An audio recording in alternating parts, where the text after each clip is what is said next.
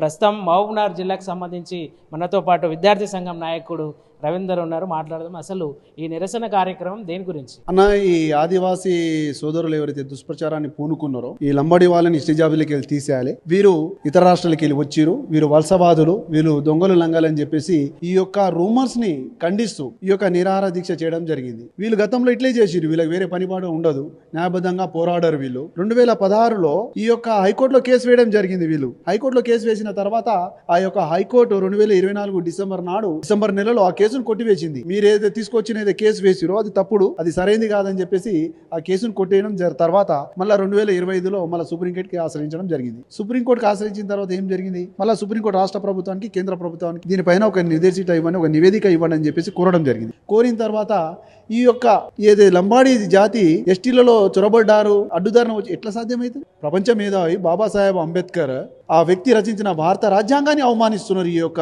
మంత్రులు, ఎమ్మెల్యేలు వీళ్ళందరూ కూడా.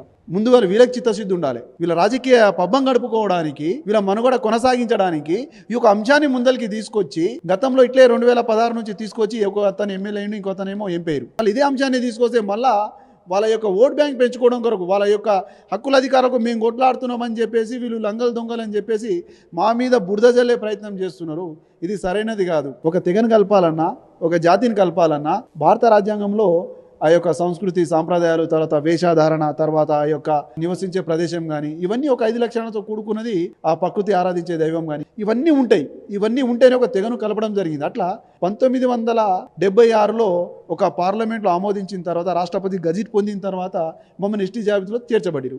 ఇది వాటిసి బస, ఇది ఎట్లంటే ఊనికే, ఎట్లంటే ఇక్కనికే. ఇది మాట్లాడేటప్పుడు కొంచెము మనం ఏం మాట్లాడుతున్నాం, ఏం దుష్ప్రచారాన్ని మనం లేవనెత్తుతున్నాం, దాని యొక్క ప్రతిఫలం ఏమొస్తుంది, మన జాతికి ఎంత డిస్టర్బ్ అవుతుందని కూడా ఒకసారి ఆలోచన చేయాలి. ఈ యొక్క దుమారం వల్ల రాజకీయ నాయకులు లబ్ధి పొందుతున్నారు కనుక ఈ రాజకీయ నాయకులను, ఆదివాసీ సోదరులు ఒకసారి గట్టిగా ఆలోచన చేయాలి. భారత రాజ్యాంగాన్ని తప్పుపడతా ఉన్నారు. వీళ్ళు రాజకీయ స్వలమం కొరకు వీళ్ళు ఒక గిరిజన జాతిని కించపరుస్తూ ఉన్నారు. సరే, వాస్తవంగా మాతో పోల్చుకుంటే మీకు అన్యాయమే జరుగుతున్నప్పుడు దాని మీద మీకు కావాల్సినటువంటి విద్యా, వైద్యం, ఆరోగ్యంలో ఏదైతే ఫండ్స్ కావాలనో, ఏదైతే డిమాండ్స్ ఏవైతే ఉన్నాయో అవి ముందుకు తీసుకురండి. మీ మైదాన ప్రాంతంలో జరుగుతున్నటువంటి అవినీతి, దాని గురించి, భూ కబ్జాల గురించి అధికార పార్టీలో ఉన్నటువంటి మంత్రి సీతక్క కావచ్చు, పొంగులేటి కావచ్చు, తెల్లం వెంకట్రావు ఏ పార్టీకి సంబంధించింది, తర్వాత స్వయం బాబురావు ఈరోజు ఏ పార్టీలో ఉన్నారు? అందరూ అధికార పార్టీ కదన్నా. వీళ్ళు అధికార పార్టీలో ఉండే కదా ఇవన్నీ నడిపిస్తున్నారు.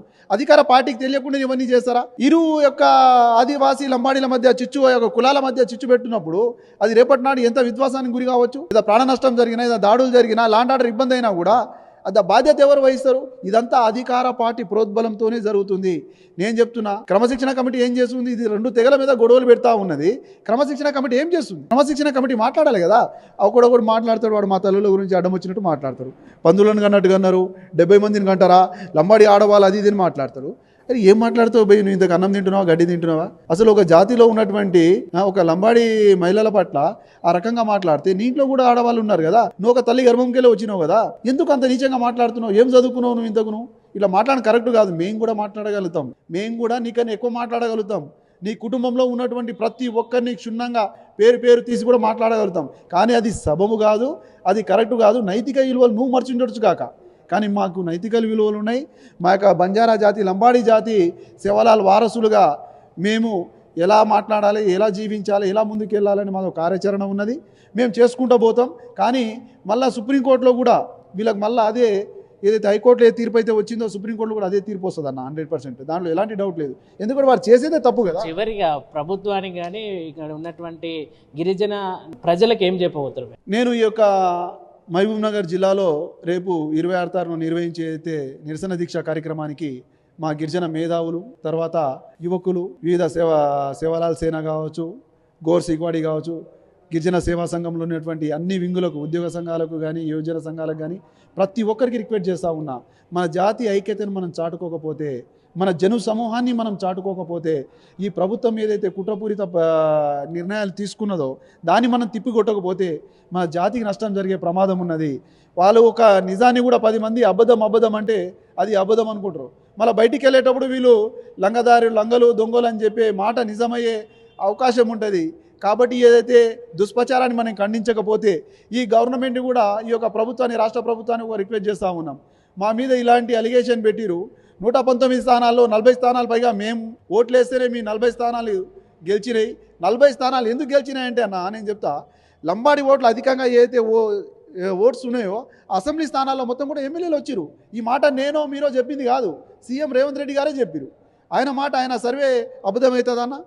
కాబట్టి 40 లక్షల మంది మేమున్నాము, 3 లక్షల మంది వాళ్ళు ఉన్నారు. రేపు ఒక గవర్నమెంట్ నిలబడాలన్నా, ఒక గవర్నమెంట్ గద్దె దించాలన్నా మా ఓట్లు చాలా కీలకం. కాబట్టి 1కి 2 సార్లు ఆలోచన చేసుకొని ఈ రాష్ట్ర గవర్నమెంట్ ఈ యొక్క దుమారాన్ని, ఈ దుష్ప్రచారాన్ని మీ ఎమ్మెల్యేలతో మాట్లాడతారా, లేకపోతే వాళ్ళ ద్వారా క్రమశిక్షణ కమిటీ చర్యలు తీసుకుంటుందా, తీసుకొని ఒకవేళ దీన్ని వెంటనే ఆపకపోతే ఇదే మన మహబూబ్ నగర్ నుంచి కాకుండా ఇతర ఉమ్మడి జిల్లాల వ్యాప్తంగా ప్రతి జిల్లాలో నిరసన దీక్షలు పెడతాం. అవసరమైతే ఇక పెద్ద ఎత్తున మా యొక్క కార్యాచరణలు ఉన్నాయి, ఆ కార్యాచరణలు చేస్తాం. తర్వాత ఈ ప్రభుత్వం నెక్స్ట్ ఎట్లా వస్తుందో చూస్తామన్నా. మమ్మల్ని ఇంత అవమానించినప్పుడు, మమ్మల్ని జాతిపైన ఇంత దాడులు జరుగుతున్నప్పుడు ఈ గవర్నమెంట్ ఎట్లా వస్తుందో కూడా చూస్తాం.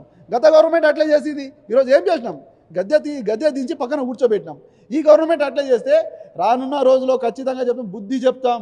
మీ ఎమ్మెల్యేలు ఎవరైతే ఉన్నారో కాంగ్రెస్ పార్టీలో ఉన్నటువంటి మీ ఎమ్మెల్యేలను కూడా నేను సూటిగా ప్రశ్నిస్తున్నా, మీరు ఆత్మపరిశీలన చేసుకోవాలి. ఒకసారి ఎమ్మెల్యేలు మీరందరూ కూడా మీ యొక్క లంబాడి నాయకులు, ఎమ్మెల్యే ఎంబడి ఉన్నటువంటి లంబాడి నాయకులు ఎవరైతే ఉన్నారో, బీజేపీ పార్టీలో ఉన్నటువంటి లంబాడి నాయకులు ఉన్నారో, వీళ్ళు ఎందుకు ప్రశ్నించలేకపోతున్నారు? నీ జాతి గురించి ఇంత నీచంగా మాట్లాడుతున్నారు, నువ్వు దొంగ లంగా అంటున్నారు, నీ తల్లి గురించి మాట్లాడినప్పుడు మీరు ఎందుకు ప్రశ్నించరు? రాజకీయ పార్టీలు ఈరోజు ఉంటాయి, రేపు పోతాయి. జాతి శాశ్వతం. దేవలాల్ మహారాజ్ మనం సచ్చినన్ని రోజులు ఆ మహారాజును పూజించాల్సిందే, పార్టీలను కాదు. పార్టీలను వీడండి, నీ జాతికి జరుగుతున్న అన్యాయాన్ని ఎదుర్కొనండి.